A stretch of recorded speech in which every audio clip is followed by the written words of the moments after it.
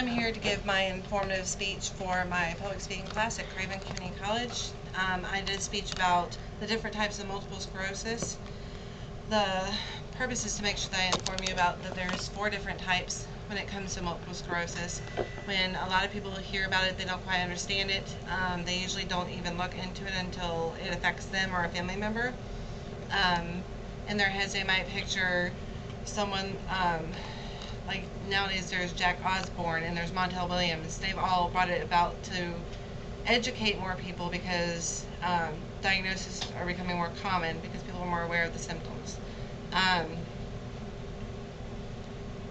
Multiple sclerosis, there's not a huge understanding. They just know that it attacks parts of the brain and the spinal cord when there's a part of your nerves that are called myelin. It covers it. It's almost like a cable wire, the black part on the outside of the cable wire.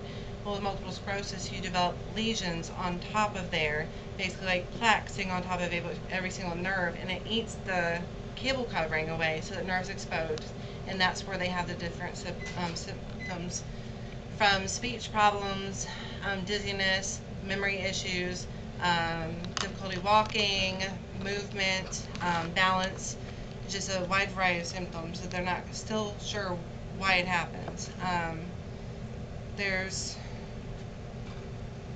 They're discovering more and more that there's some relationship between if it's in your family, if it's an immediate family member, there's a higher percentage of whether or not you're going to get it. If you're an identical twin, it's a 30% chance higher that more than a normal individual that you would get it. They're finding it more and more in Caucasians and more women than men when they diagnose the individuals. They also say that there's many factors that can make relapses occur when people have multiple sclerosis, whether it's fatigue, stress. They're looking into different environmental causes because they say sometimes warmer climates are more prone to it than cold climates. I'm going to go into the 4 different types. The first type is a relapse remitting multiple sclerosis. With that, it's about 80 to 85% of people that are diagnosed initially are diagnosed with the relapse remitting. That means that they have relapses where symptoms occur out of nowhere. It could be speech, vision, memory, and then they remit. They go away for a period of time. They can occur often or they can occur every couple of years. Some people, they may have their first relapse, get diagnosed, and then never have any more relapses after that. Oftentimes they're first diagnosed with the relapse remitting. Later on they're diagnosed with one of the other forms.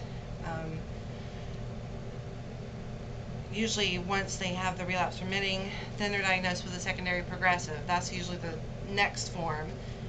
That's about 10 to 15 years after being diagnosed with the relapse remitting. They notice that there's a different pattern that occurs. They don't have so many relapses and they don't have so many remissions. It's a little bit less frequent. They have less recovery. They may have difficulty walking with a relapse, and then when they go to recover, they don't fully gain their mobility back. And then the symptoms become more chronic. They have more vision problems, and it stays. It's not going to relieve itself. After that, the next type that we have is the 10%, which is the primary progressive. That's only 10%, but it's more serious than the first 2. The attacks and relapses are rare. They actually get where the symptoms will occur, where they might have some vision problems, a black spot on the eye, but once it's there, it never goes away. They're just considered, at that point, probably legally blind. They may develop a tremor in their hand. It's not going to get better, and over time it's just going to, because the relapse or the attacks will occur and then the progression continues to worsen, the disability just gets worse as they get older in life. They never recover. They just become disabled once they get older. And then the least common for 5% is progressive relapsing multiple sclerosis.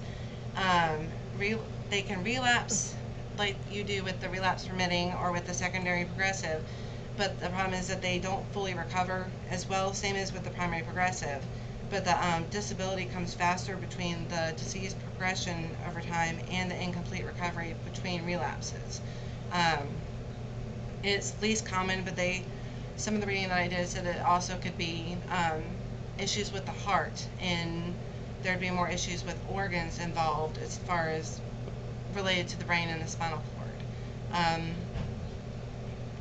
On here you can see the different types and how much they affect it between the 80 to 85%. Then it's the 10 to 15%, and then there's progressive and relapsing, which is only the 5%. And of course, this is the more common. But like they said, it often leads into one of the other forms, which luckily most of the time it leads into a secondary progressive and not one of the worst cases. Usually people are not diagnosed until they have a symptom because they don't question anything. I myself have relapsed remitting. I had an attack that caused me to have drop foot, to where I couldn't completely balance on one leg.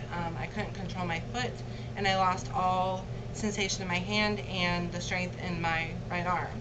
And luckily, between doing stretching and everything at home, because physical therapy can often help you regain some of the mobility, I now can walk and I have no symptoms. I also use medication to help with my attacks, and they say that often with treatments these days, it helps so that you have less attacks and more time at recovery. With my sources, I used understanding different types of multiple sclerosis, which was at everydayhealth.com. I pulled all this information on November 25th. And then I also used the MS Society of the UK on November 25th, and it listed different types of multiple sclerosis. And then I also referred to National Multiple Sclerosis Society, November 25th, and use that for the different types as well. Thank you for listening.